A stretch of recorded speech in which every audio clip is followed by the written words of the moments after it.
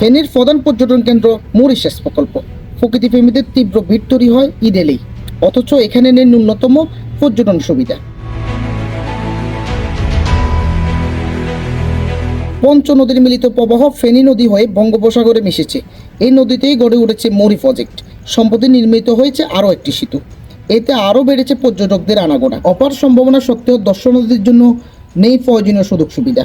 শৌচাগার নেই, মানসম্মত খাবারের ব্যবস্থা নেই, ধুলাবালি ও অপরিচ্ছন্নতা এখানে নিত্যসঙ্গী। পরিবেশটা অন্তত ভালো, ঠিক আছে। এটা শৌচাগার হলে বাচ্চা বা মহিলা যারা আসা যাওয়া করে তাদের জন্য একটু ভালো হয়। মেডিকেল চেক আপ অথবা মেডিকেলের জন্য ফার্মেসি বা চেক আপ একটা রুম থাকা উচিত আর কি। নিরাপত্তার জন্য ট্যুরিস্ট পুলিশ যদি থাকে এখানে অত্যন্ত ভালো হয়। বিশেষ করে যে বাড়তি ভাড়া, যেভাবে যে যার মতো মানে ভাড়া নিতেছে, এখানে যে বাথরুম শৌচাগার, এটা খুবই গুরুত্বপূর্ণ বিষয়। কিন্তু হোটেল বা রেস্টুরেন্টগুলো আরও উন্নত মানসম্মত হইলে আরও একটু বেশি ভালো হবে। ভোগান্তির মধ্যে যানবাহন, ট্রলার ও নৌকায় অতিরিক্ত ভাড়া আদায়ের অভিযোগ রয়েছে। নদীর পাড় যুগে গড়ে ওঠা কিছু অস্থায়ী অনুমোদনহীন দোকান থেকে নিয়মিত বজ্রপেলায় পানি দূষণ হচ্ছে। একই সঙ্গে নিরাপদ পানির নির্ভরযোগ্য ব্যবস্থা না থাকলেও কয়েকটি দোকানে অপরিচিত পানি ব্যবহার করে খাবার পরিবেশন করছে। ডিসিপ্লিনের একটা ব্যাপার আছে, ওইটা তো এখানে কিছু নাই।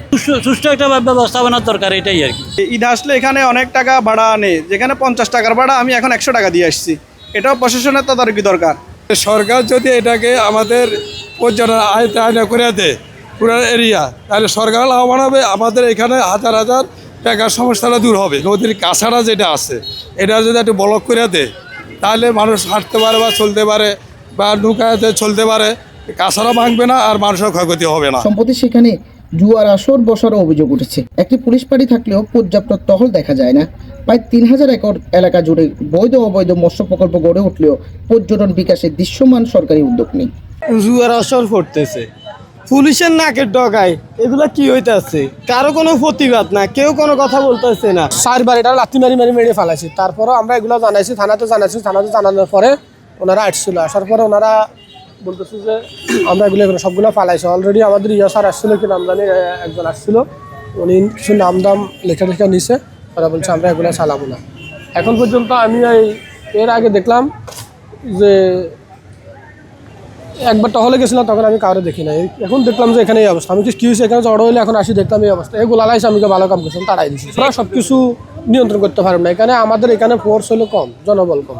তোমরা আমাদেরকে সহযোগিতা করবা। এই যেমন এই ছেলেটা এখন এই যে উঠাই দিচ্ছে, আমি তো তারা বলছি না কি কেন তুমি উঠাই দিছো, আমি এটা কখনো পারি। আমি তাদেরকেও বলছি, আমি চাইছি যে এখানে এই ঈদের সময় কোনো ধরনের যাতে করে কোনো গণ্ডগোল, কোনো ধরনের কোনো সমস্যা না হয়, আমরা সেদিকে নজর দিতেছি। সকাল 8টা থেকে 2টা পর্যন্ত একটা টহল পার্টি থাকে।